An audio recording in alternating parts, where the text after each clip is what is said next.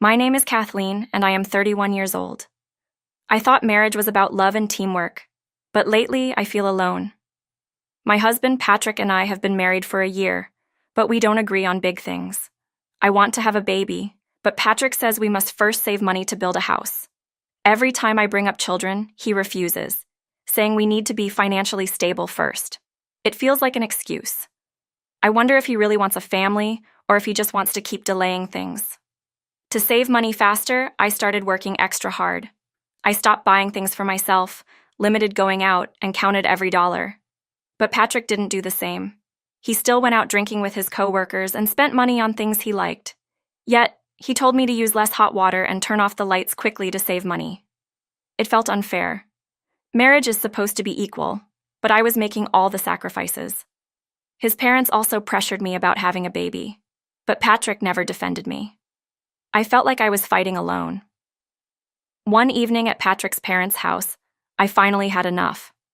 After dinner, he stepped outside for a smoke, and his parents started blaming me. "You're always working. Maybe that's why Patrick doesn't pay attention to you. A good wife should stay home." Their words hurt me deeply. They made it seem like it was my fault we had no children, even though Patrick was the one refusing. I couldn't take it anymore. "If you're so worried, why don't you ask your son instead of blaming me?" I snapped. The room went silent. No one expected me to speak up.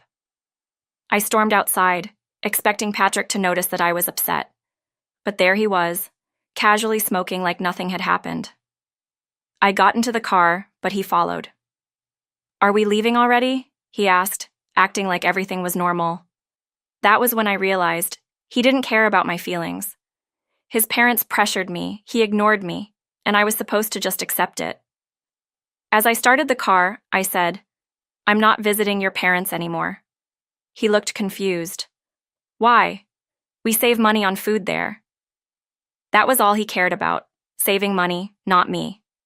Our marriage felt worse every day. Then, 2 months later, my uncle passed away. He had been rich, and I found out I might inherit his money. Patrick's reaction surprised me. "Wow, I didn't know your uncle was that wealthy," he said, suddenly interested. I felt something was wrong. When the lawyer came to talk about the inheritance, I asked Patrick to leave the room. It was my business, not his. For the first time, I had something he couldn't control. I didn't know it yet, but Patrick was already planning something behind my back. 5 months later, Patrick told me he had a surprise for me. He drove me to a big, beautiful house. At first, I was excited. Had he finally thought about what I wanted?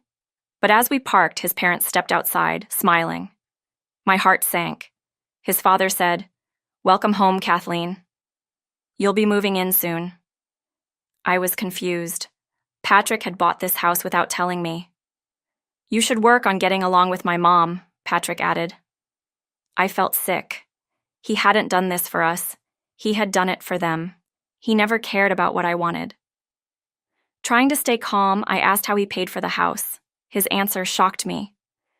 "Your dad and I put money into it. Our savings are empty, but don't worry." My hands tightened into fists. He had used all our money without asking me. Then he said something worse.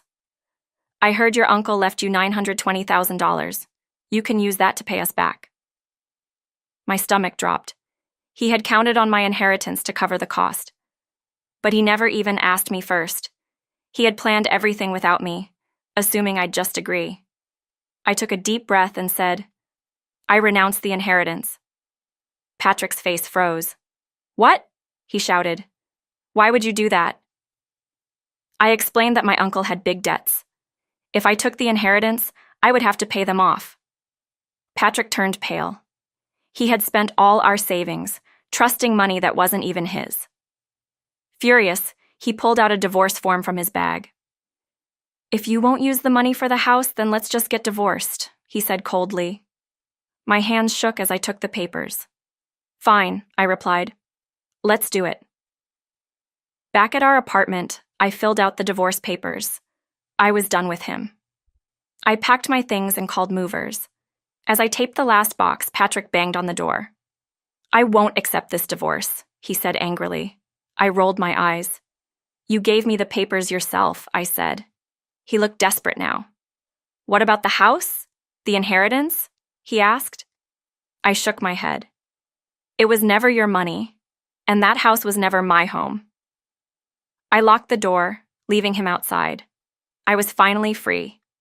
The next day, I told my coworkers about the divorce. Some had come to my wedding, and I wanted them to know the truth. To my surprise, Patrick showed up at my office. You're ruining my reputation, he hissed. Apparently, people at his job had heard the story, and he felt embarrassed. That's not my problem, I said simply. He had never cared about our marriage, only about how things looked to others. Now he was facing the consequences of his own actions. As I moved forward, something unexpected happened. A coworker, Michael, approached me one day. I've liked you for a long time, he admitted shyly. You deserve someone who truly listens to you. His words took me by surprise. For years, I had been in a marriage where my voice didn't matter. The thought of being with someone who respected me felt strange, but also refreshing. I wasn't sure if I was ready to love again, but for the first time in a long time, I felt seen. Maybe this was the start of something new, something better. Meanwhile, Patrick's life started to crumble. He had quit his job because his coworkers avoided him after hearing about the divorce. His parents, furious about the money lost on the house, turned against him. We spent all our savings for nothing, they scolded him. Patrick had thought he could control everything, our money, my decisions, and even our future. But now he had nothing left. I, on the other hand, was doing better than ever. I had moved into my own place, focused on my career, and surrounded myself with people who truly cared. I finally felt free. One evening, months after our divorce, I received an unexpected call. It was Patrick. Kathleen, I made a mistake, he said. His voice was softer, almost desperate. I regret everything. Can we try again? I closed my eyes and took a deep breath. He didn't love me. He had only lost everything and was now feeling lonely. If he truly cared, he would have fought for our marriage before it was too late. No, Patrick, I replied firmly. I've moved on. You should too. I ended the call, feeling no sadness, only relief. I had finally taken control of my life. Walking away from Patrick was the best decision I had ever made. It wasn't just about ending a bad marriage. It was about choosing myself for the first time. I no longer had to live under someone else's rules or be blamed for things that weren't my fault. I had spent too many years bending for others, but not anymore. Now, I made my own choices. I was no longer a woman who sacrificed everything for someone who didn't appreciate me. I was stronger, wiser, and finally at peace with who I was. I had learned an important lesson. Love isn't about control or sacrifice. It isn't about suffering in silence while the other person gets their way. Love should be a partnership, where both people listen, respect, and support each other. That was something Patrick could never give me. But I had hope. Whether it was with Michael or someone else in the future, I knew I wouldn't settle for less again. I would wait for a love that made me feel valued, not used. I would never let myself be silenced again. As I unpacked the last of my boxes in my new home, I looked around and smiled. This was a new chapter in my life, one that I was writing on my own terms. No controlling husband, no in-laws pressuring me, no endless sacrifices. Just me, building a life that made me happy. My story wasn't over, it was just beginning. And this time, I was in control of how it would be written.